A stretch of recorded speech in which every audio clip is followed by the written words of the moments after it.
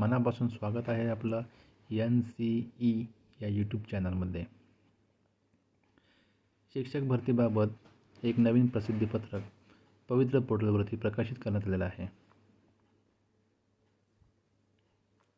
हे पहा, दिनांक 21 फेब्रुवारी 2024 रोजी हे प्रसिद्धीपत्रक प्रकाशित करण्यात आलेलं आहे। काय आहे या प्रसिद्धीपत्रकामध्ये पाहूयात आपण। पवित्र पोर्टलमार्फत करण्यात येत असलेली शिक्षक भरती ही शासनाच्या प्रचलित तरतुदींनुसार करण्यात येत आहे। या पदभरतीसाठी पात्र उमेदवारांकडून दिनांक 14 फेब्रुवारी 2024 अखेर प्राधान्यक्रम लॉक करून घेण्यात आले आहेत। म्हणजे प्रत्येकाने आपापले जे प्राधान्यक्रम आहेत ते दिनांक 24 फेब्रुवारी 2024 रोजी लॉक करून ठेवलेले होते। त्यानंतर पुढे बघा, उमेदवारांच्या अध्यापनाच्या विषयाचे गट म्हणजे 1ली ते 8वी हा एक गट असेल, त्यानंतर 9वी ते 10वी हा एक गट, त्यानंतर 11वी ते 12वी हा एक गट। तर असे अध्यापनाच्या विषयाचे गट आहेत। हे झाले गट। त्यानंतर माध्यमं। आता माध्यमं कोणकोणती आहेत? मराठी माध्यम आहे, इंग्रजी माध्यम आहे, इतर कोणते अन्य माध्यमं असतील तर हे माध्यमं। त्यानंतर अभियोग्यता व बुद्धिमत्ता चाचणी 2022 मध्ये प्राप्त केलेले गुण। म्हणजे उमेदवारांना जे गुण प्राप्त झालेले आहेत 2022च्या टेट एक्झाममध्ये ते गुण। त्यानंतर पुढे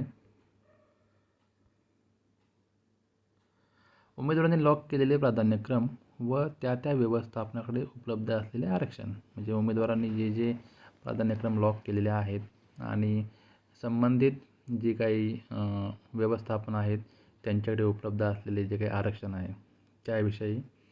त्याचबरोबर विषय, म्हणजे आता वेगवेगळे विषय आहेत, त्यापैकी कोणत्या विषयाची निवड केली होती तर ते संबंधित विषय याबाबतची संगणकीय आज्ञावलीचे परीक्षण करण्याची कार्यवाही सुरू आहे। म्हणजे या विषयावरती कार्यवाही करण्याचं काम जे आहे ते चालू आहे। आणि त्यानंतर पुढे संगणकीय आज्ञावलीचे परीक्षण कार्यवाही पूर्ण झाल्यानंतर नियुक्तीसाठी शिफारस पात्र उमेदवारांची सर्वसाधारण गुणवत्ता यादी जाहीर करण्यात येईल। म्हणजे आता या ठिकाणी बघा, गुणवत्ता यादी जाहीर करण्यासाठी पवित्र पोर्टलमार्फत पूर्णपणे तयारी जी आहे ती चालू आहे। लवकरात लवकर जनरल मेरिट लिस्ट सर्वसाधारण गुणवत्ता यादी जी आहे ती जाहीर करण्याचं या ठिकाणी नियोजन आहे। साधारणतः या गोष्टीसाठी 1 किंवा 2 आठवडे यामध्ये जाऊ शकतात। त्यानंतर बघा, शेवटचा मुद्दा आहे या ठिकाणी की सदरची प्रक्रिया अत्यंत पारदर्शीपणे सुरू असून उमेदवारांनी शासनाच्या या पदभरती प्रक्रियेत कोणत्याही अफवांना बळी न पडता प्रशासनास सहकार्य करावे। म्हणजे आता यामध्ये आपण कोणत्याही इतर जे काही अफवा आहेत, कोणी काही सांगत असेल तर त्याच्यावरती विश्वास न ठेवता आपण प्रशासनाला सहकार्य करणं आवश्यक आहे। लवकरात लवकर जी आहे गुणवत्ता यादी जी आहे ती पवित्र पोर्टलवरती प्रकाशित करण्यात येईल। व्हिडिओ आवडल्यास नक्की लाईक करा, कमेंट करा आणि चॅनलला सबस्क्राईब करायला विसरू नका। धन्यवाद।